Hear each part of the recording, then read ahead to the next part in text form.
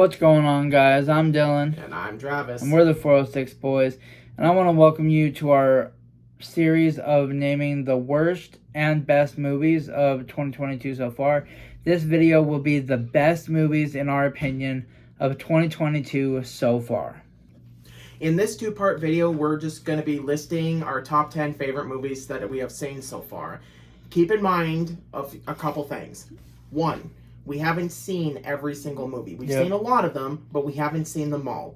Two, this is not a strict expert opinion sort of deal. This is just us saying what we liked.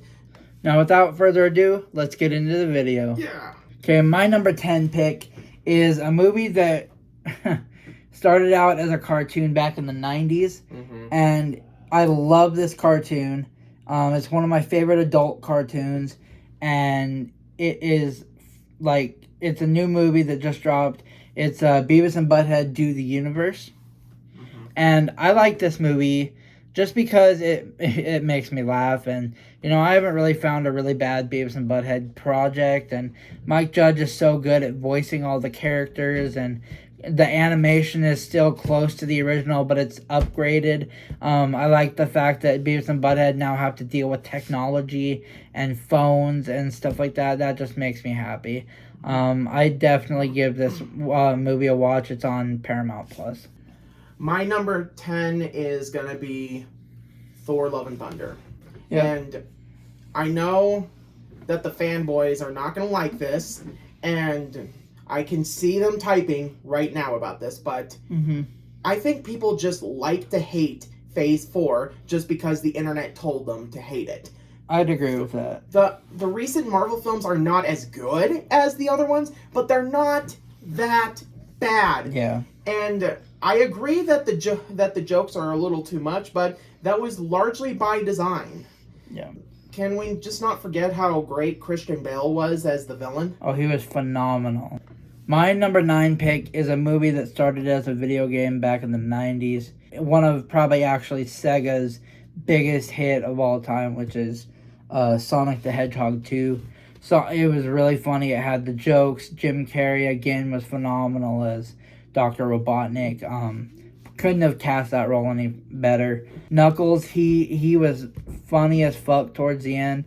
It had great one-liners, you know, like it was a good movie. They just announced the third movie to come out on Christmas on 2024. Okay, yeah, so be looking forward to that sequel or whatever. It's going to be a great movie. I definitely give Sonic the Hedgehog 2 a watch. The next one is one I was expecting not to like, just because the original creator of the film franchise, Wes Craven, passed away long before this came out, but Scream. R.I.P. What I enjoy the most about this one is that it's largely a parody on those horror movies that are secretly remakes, but they're disguising it to make it look like sequels because they just want to retell the whole story again, but they want fans to think that it's actually a secret sequel. Yeah. But even pointing out all the cliches about, wow, this is similar to what happened here. Yep. My number 8 pick is a movie I didn't get to see it in theaters, but I ended up watching it on Peacock, and I liked the movie. It was the Northman, and it's a very artsy film, and it's a great movie. It describes the culture very well. It's graphic, yes, but you can tell it's who it's produced by, you know. Yeah, and the thing is, I have heard people complain that the fact that it actually makes the Vikings too barbaric. No. When it's like, Vikings were barbarians. Yeah, that's where the term barbarians came from. Yep. They're the definition of barbarians. I love that movie. I definitely give it a watch. It's on Peacock right now. Go ahead, go check it out. My next one is one that's going to be very divisive. Okay. Men. Yes. The problem is that people seem to completely miss the point of Men. People see that movie, they see the title and they see kind of what happens in the movie, and they see this as a grr, men bad, woman good, and basically making the straw man argument that it's like, oh, all men are terrible, horrible people, when in reality it's like, no, it's honestly all it's about is a woman going through some form of post-traumatic stress disorder because she witnessed a suicide because a guy could not take the fact that he got dumped for being abusive. My next pick is my number 7 pick, and it's a movie that I, like, at first I was, like, going into it, watching the trailers, I was like, oh, it's your run-of-the-mill comedy, I don't know if it's going to be great, I don't know if it's going to be good, I don't know if it's going to be bad. I watched it in theaters I saw it with Travis, and to be honest, it was actually a lot funnier than I thought it was going to be, which is The Lost City. Channing Tatum, the duo between Sandra Bullock and Channing Tatum is, like, that duo fits so well together because they have kind of the same brand of comedy, and there were serious parts that were good, there were comedy parts that were good, and overall I was very surprised how much I liked it. Yeah, I just think the whole admission ticket alone should be the thought of Daniel Radcliffe playing a spoiled, rotten, rich kid, essentially, who is so used to getting whatever he wants, and when he doesn't get it, he throws a fit. My number 7 pick is Doctor Strange in the Multiverse of Madness. Which, great movie. That's another one that people will not stop complaining about. The CGI is terrible. They wasted the Illuminati. They have a woke agenda, yada, yada, yada. The thing is, once again, just enjoy the movie. I'm not saying turn your brain off, because I've always hated the phrase turn your brain off, because that's essentially telling the studios, oh, we don't have to try it. But if at this point, the MCU has already made its status of what it is, and it's just a general fun little sort of road trip through the multiverse sort of film.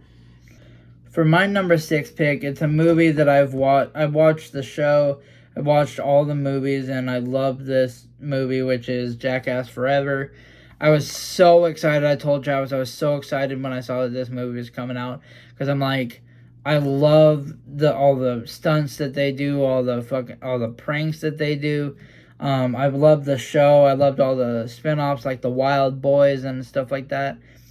This movie was super funny, and it is, I believe, the highest rated Jackass movie on Rotten Tomatoes right now. It has a very good score on Rotten Tomatoes, and I believe it is actually certified fresh on Rotten Tomatoes. It's a great movie, and it's like, I hate the people that come out like, oh, it's bad acting, it's not really good acting, and it's like, it's not that kind of movie. It's a bunch of dumbasses, like, pulling pranks and doing stupid stunts.